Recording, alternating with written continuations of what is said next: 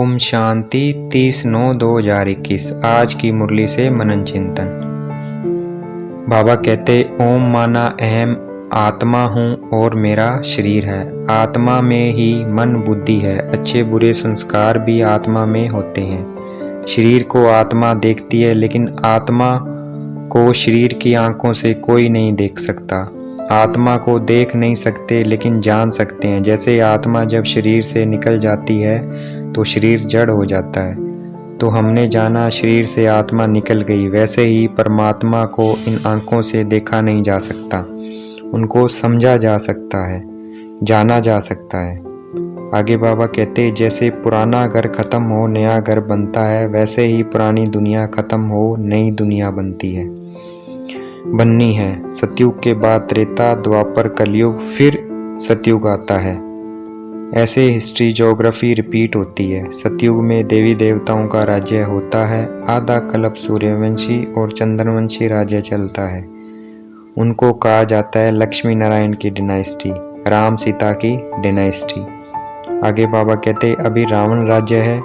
रावण को वर्ष वर्ष जलाते हैं, परंतु जलता ही नहीं है।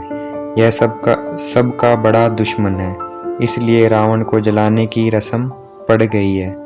भारत का नंबर 1 दुश्मन रावण है और दोस्त खुदा है। खुदा दोस्त पर एक कहानी भी है। रावण दुश्मन को जलाया जाता है, खुदा दोस्त को कभी नहीं जलाया जाता। आगे बाबा कहते ऐसे नहीं जिनके पास बहुत पैसे हैं वो स्वर्ग में है, नहीं, उनके पास शांति नहीं है।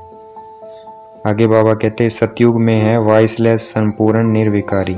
वहाँ बच्चे योग बल से पैदा होते हैं। वहाँ 5 विकार होते नहीं, इसलिए वहाँ रावण को जलाते नहीं।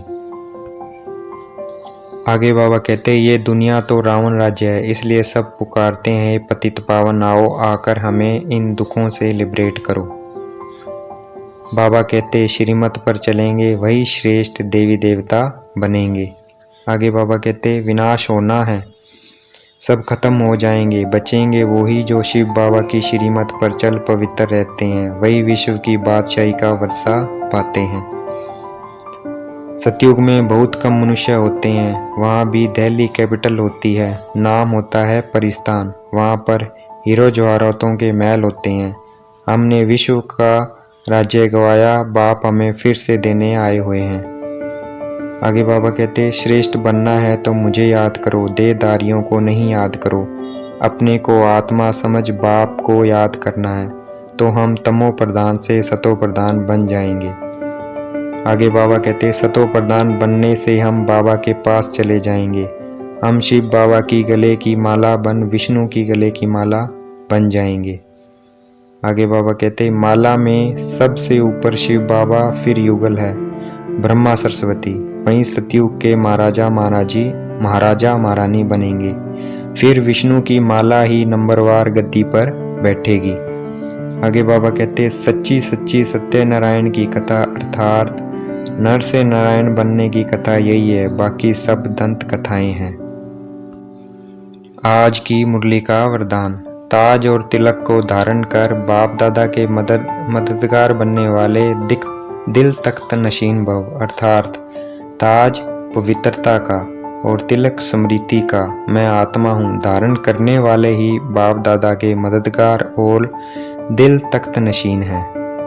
आज की मुरली का स्लोगन। सरल याद के लिए सरलता का गुण धारण करो, संस्कार को सरल बनाओ।